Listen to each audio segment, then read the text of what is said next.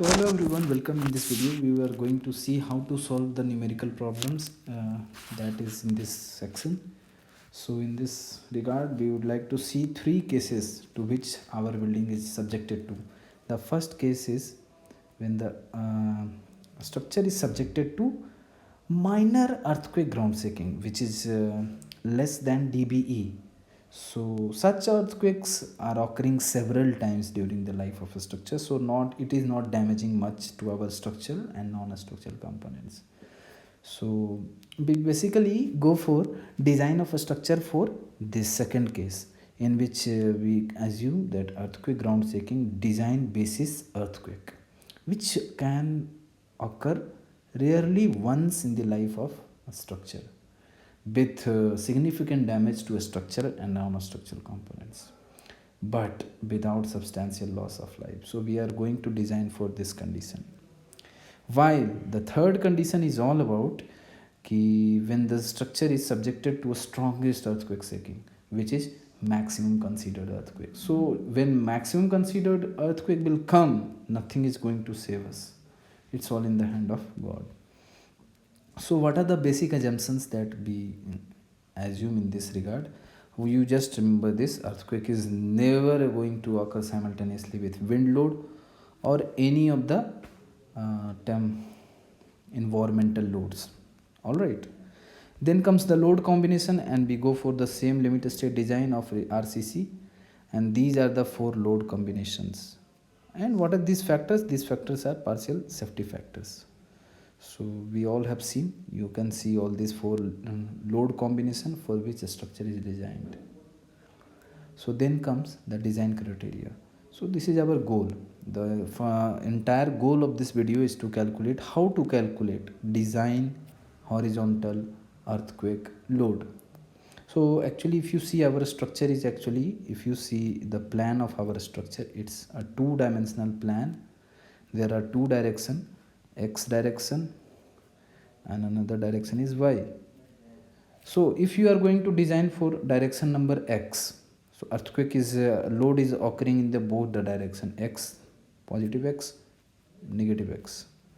So if you have provided some lateral load, lateral force restraining elements in the by direction, then you just design for fx.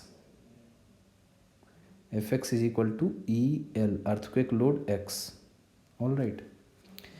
If this is why I am telling you this, because this is the condition here written. You just read: when the lateral load restraining element are oriented along orthogonal means perpendicular horizontal direction, the structure shall be designed for the effects due to earthquake load in one horizontal direction. Means in this first case, Fx is equal to earthquake load in x direction. All right. But if you have not provided any lateral load restraining element in the orthogonal horizontal direction, then in that regard you have to not only consider the earthquake load in one horizontal direction plus 30% of earthquake load in other direction also. So in the second case, Fx will not be just earthquake load in x direction, but it will be 0.30% of earthquake load in y direction also. Okay, so this is the case. What are the lateral load restraining element? We have seen they are diaphragms, they are shear walls, they are horizontal bracing systems. All right. So let us start how to calculate this lateral load. So first of all, we are going to see design spectrum. What is this design spectrum? This design spectrum, for the purpose of determining seismic forces, what we have to calculate? Seismic forces at the base shear. And how do we get the base shear? Base shear will be get by some factor. This factor is called AH. AH is multiplied by seismic weight. Seismic weight, if you assume seismic weight is equal to W, then W is multiplied by AH. AH is some factor that we are going to see what is AH. Then we get this value of base shear. So you have to basically calculate VB. All right. How do we calculate AH? Let us see.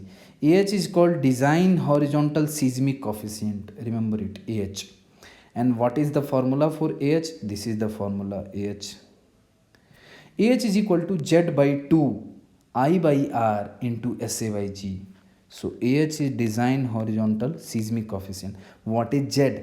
Z is actually seismic zone factor for the maximum considered earthquake. I have told you in the last video, seismic zone factor is calculated based on MCE, and that's why for the design we have to divide the zone factor by 2 in the denominator, so that MCE is reduced to design basis earthquake, as you are able to see it here.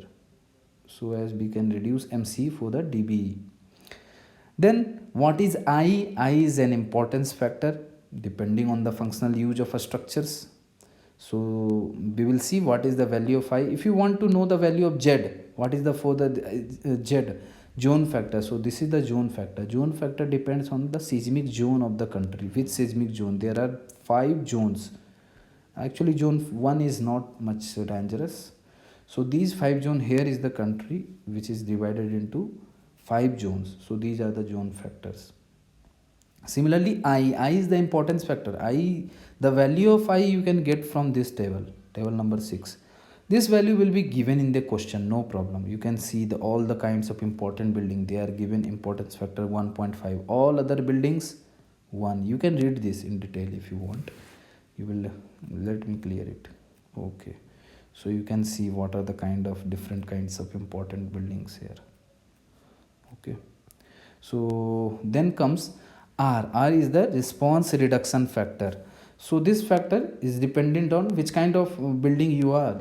Is your building ductile or brittle deformation, means which kind of moment resisting frame, ordinary moment resisting frame, or where do you get this value? This value you will get from this table. Actually this data is also given in the question. Here is the response reduction factor for building, just like this was the importance factor. So this was table number 6.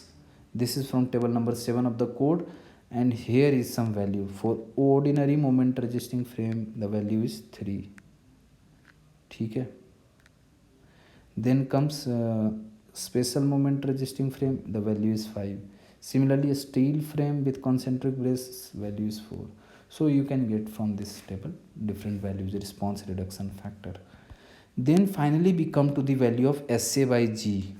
What is this SA by G? SA by G is called average response acceleration coefficient. See, don't worry about the names. These names may be given some little bit difficult, but you just have to understand the concept. SA by G क्या है? SA by G is a average response acceleration coefficient. ये for क्या होता है? Different rock soils और soil sites के लिए होता है. And how do you get it? You can get it from this table. This is the SA by G. Here is SA, a spectral acceleration by G versus time period. This is the graph, entire graph you just have to go through. You can obtain this value of SA by G. But this graph is specifically for 5% damping. Okay, when damping is 5%. So there are different curves. These different curves are for different kinds of soil, like soft soil, medium soil, rock, or hard soil. Okay, so first of all you have to know which soil you are. So I will prefer not to use, I will suggest you do not use this table much. Rather you prefer this table. This table will be very nice to use. So first of all you have to decide which kind of soil is yours. Is it rocky soil or hard soil or medium soil or soft soil? Then you decide your time, which time period, calculate your time period and see in which range your time period lies. If it lies less than 0.1 second, 0.1 to 0.4 second, or more than 0.4 second, then use this formula to get SA by G. Alright, then you will get SA by G. So basically we will get, after getting SA by G, after getting response reduction factor, and after getting importance factor, after getting zone factor, you finally come to calculate this design horizontal seismic coefficient and use it to multiply with seismic weight. Okay, and then we come to this. Then you can easily calculate base shear. Base shear is represented by VB, and VB design horizontal acceleration coefficient into seismic weight. All right, so this can be calculated. W is seismic weight of building. This we will see how to calculate it very soon. But one thing remained, how to calculate time period. So time period can be calculated by using these formula. So first of all, you have to know that there are two formulas for time period. One set of formula is this, another set of formula is this. Which formula we have to use? So first of all, check if our moment resisting frame building is without brick infill panel, use this formula. If our moment resisting frame is with brick infill panel, use this formula. Okay, so this is the basic difference. Note it down in your notebook. And then comes if there is no brick, अगर कोई भी ईंट की दीवारें नहीं है building में, सिर्फ मोमेंट रेजिस्टिंग फ्रेम है, अगर वो आरसी बिल्डिंग है तो ये फर्स्ट फार्मूला यूज करिए, अगर वो स्टील की बिल्डिंग है तो सेकंड फार्मूला यूज करिए. ये एच क्या है? H is the height of building in metre. और जब आप ये यूज करेंगे तो टाइम पीरियड आ जाएगा आपका किस यूनिट में? सेकेंड में. और उसे आप पुट कर सकते हैं इस वाले फार्मूला में, यहाँ पे इसे कैलकुलेट करने में, इन सबको जो हमने अभी चेक किया, तो यहाँ पे आप इसे पुट कर सकते हैं और देख सकते हैं कौन सा वैल्यू आपका एसएजी के लिए आ रहा है. ठीक है.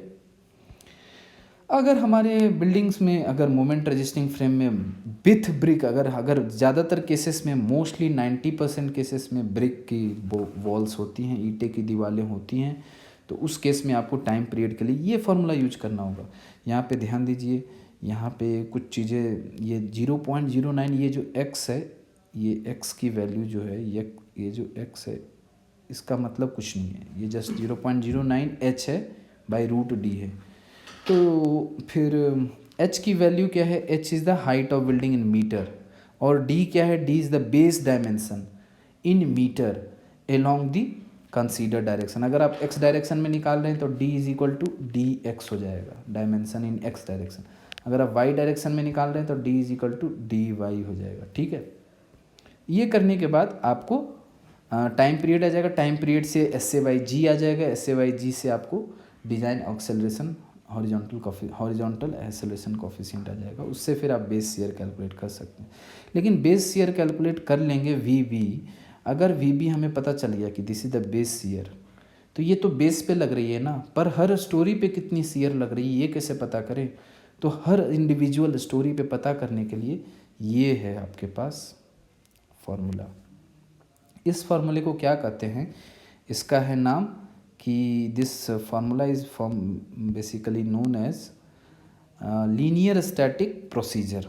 सो this formula, let me come again, this formula is called as linear static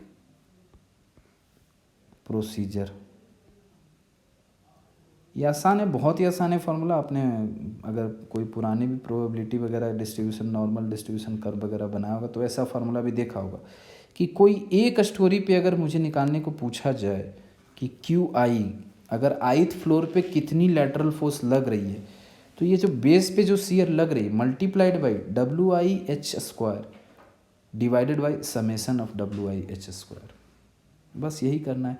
WI क्या है? Seismic weight of floor I, और HI क्या है? Height of floor I measured from base. और फिर N क्या है? N is the number of stories. तो ये कैसे करते हैं ये हम अगले न्यूमेरिकल में ज़रूर देखेंगे. ठीक है. तो we will meet in the next video with the design problem very soon.